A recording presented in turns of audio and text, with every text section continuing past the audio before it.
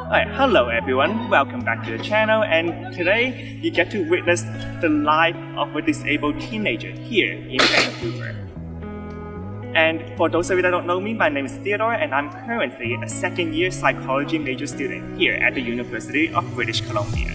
Currently, in my psychology class, we're learning about disabilities that can cause changes in our daily lives. And full disclaimer, this is my psychology project, and I have chosen to explore and personally experience some difficulties and challenges physically disabled people face in real life. I chose to share this project with all of you because personally experiencing it have got me to realize the gaps in our accessible community, which I will be covering in this video. And I hope to draw attention to those places so we can all work together as a community and fill those gaps. First, I'll take you on a bus and we'll see how much Vancouver has developed over the past years in terms of making the transit more accessible to all disabled people. Then I'll show you how I navigate around campus on a wheelchair, and also places that I can go to versus places that I really can't put the wheelchair into.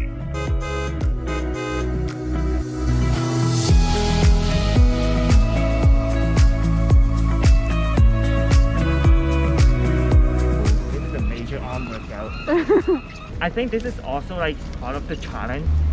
I wish it's the 44. Wait, we're taking the 99, right? Yeah. For today, I will be showing you on bus 99. I honestly don't know why I chose the 99 to film, but it does show you some of the struggles that I am facing as I'm trying to get the wheelchair onto the other side of the bus loop as well. Wheelchair was the most challenging thing I have ever done. And luckily, I've got Melissa here, so thank you very much for pushing me up the hill. Pushing the wheelchair up the hill and around the corner at the same time was really challenging. And after that little help from Melissa around the corner, I'm now able to push the way up the hill to the 99 bus stop successfully. Why are we taking the R4?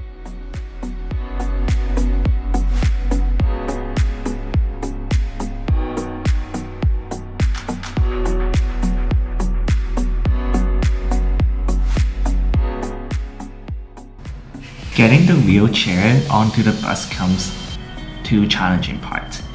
First challenge is lining up the wheelchair with the ramp, because the ramp is just barely big enough to fit the wheelchair.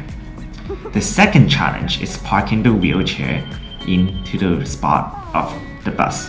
And to me, that at first it didn't seem that bad until I realized how important that pole on the left of the wheelchair is. And you see why. Right at this moment is when I realized how important the pole to my left hand side is to keep me from spinning out during a sharp turn.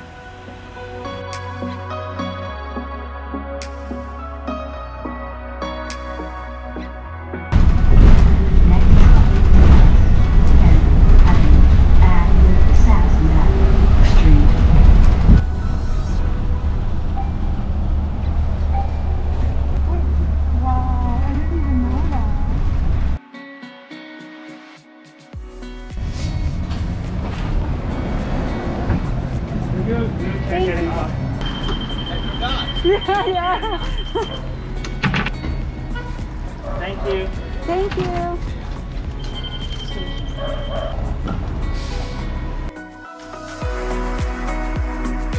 Oh my gosh, I never knew that was like, There's a button? yeah. Yeah, there is a button on the bus. I didn't And it's know. very accessible too. Yeah.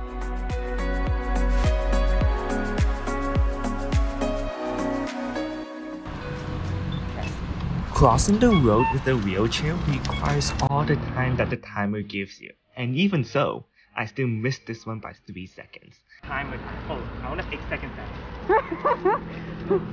I mean, there's no car coming, so. If there is a separate button for wheelchair crossing, it will allow those extra seconds to be added.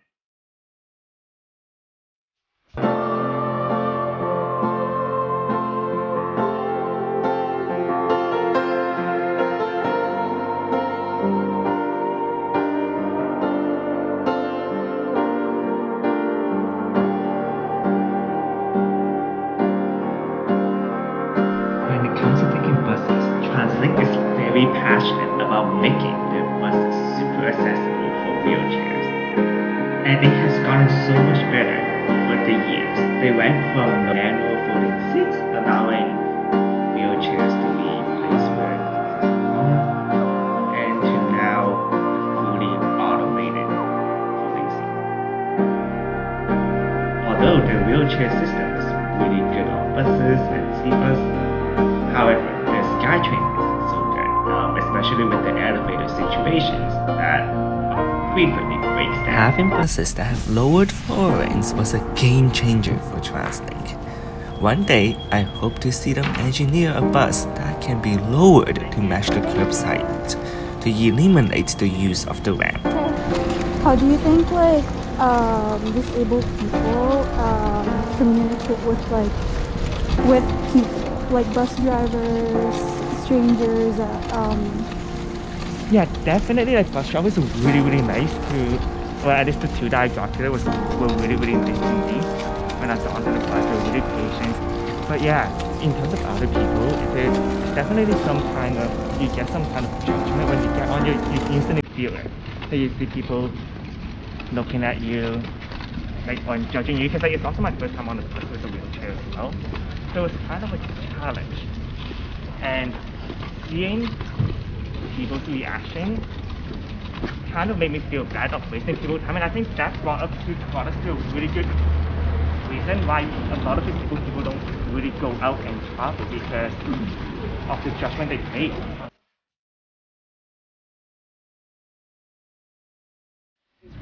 Yeah, Melissa, can you grab the ziploc bag on the back? This my arms can't reach the back. Okay. Thank you. It's the green one. Inside there should be a ziploc bag with batteries. Oh, is it this one? Yeah, thank you. Accessing the student union building was fantastic. There were power operating doors, and there was also a ramp leading down to the elevator as well.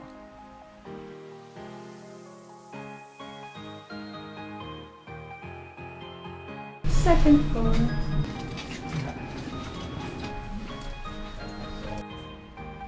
Next up is to open a non-power operated door, and at first I told my friends to not help me with this so I can attempt it myself, but later on it was impossible to do it with. But after 2 attempts, I ended up asking my friends to help me open the door because this is not within my abilities to do so, and I didn't want to block up the way. Exiting the student union building was as expected. We went down the elevator and there were power operating doors to the nearest exit that we wanted to take. Alright, let's pause here for a second and let me update you on what we were trying to do. So we originally was trying to go from the student union building, which is right here, to the Irving K. Barber Library, which is over there. But we ran into a small problem here and there is no ramp to get that wheelchair down. So we have to travel back into the building and exit through the other door where there's a ramp. But here is the catch to that door. There is no power operating doors.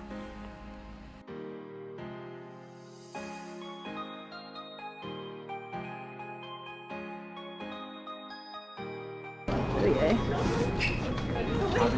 I think you need to get all the way around.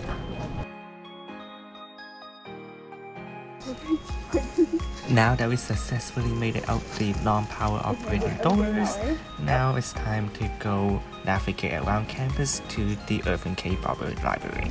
Alright, we finally made it to the library. So that took us around 5 times the amount of wheelchair time that it would have taken us if we would have gone straight from where we exited. So because not everywhere that people can exit has ramps, we have to go all the way around to the one of 2 ramps that is available to exit the AMS building, which took us 5 times the amount of time. And that adds to the difficulties of a disabled person in terms of their speed to change between classes and put a bunch of restrictions because of the time required.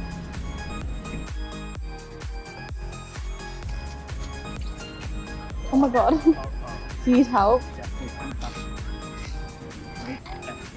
Nope, to right here. There we go.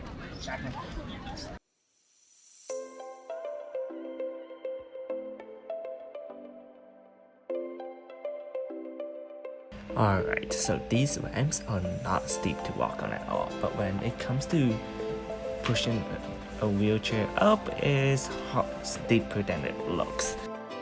Incredibly steep. So thank you to Sabrina for helping me out on this project. Without Sabrina, Melissa, or Sophia, this project would not have been possible.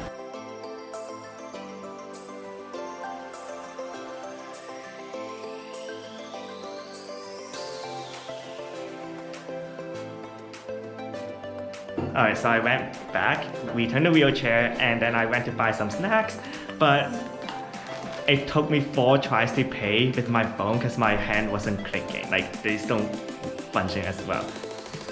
My hands were even shaking when I'm drinking water.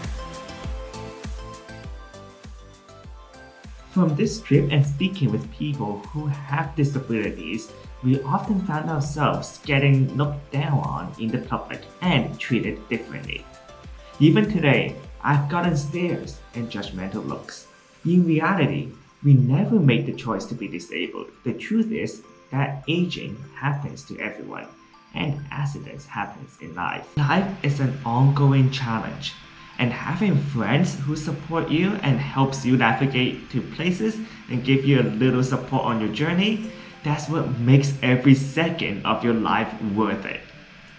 If you're disabled out there, you might be experiencing the loss of friendships, but those who stays with you are truly your best friends that values your friendship. If you know someone that has mobility difficulties, here is a suggestion for you. Choose activities that they can participate in or go to places that they can go to. Social support plays a huge role in enriching everyone's life. Vancouver has taken their steps in making places more accessible to everyone. It is now time for all of us to step in, if you haven't already, and do your part to be inclusive and ultimately erasing the stigmas attached to immobilized people in the society. I would like to say a big thank you to my friends Melissa, Sabrina, and Sophia for helping me documenting this project. Without them, this video would not have been possible. If you find this video inspiring, please consider sharing this video with people that you know, because the more awareness that we get and the little steps that we all take will forever benefit our society. And I'll see you on the next one. Bye bye.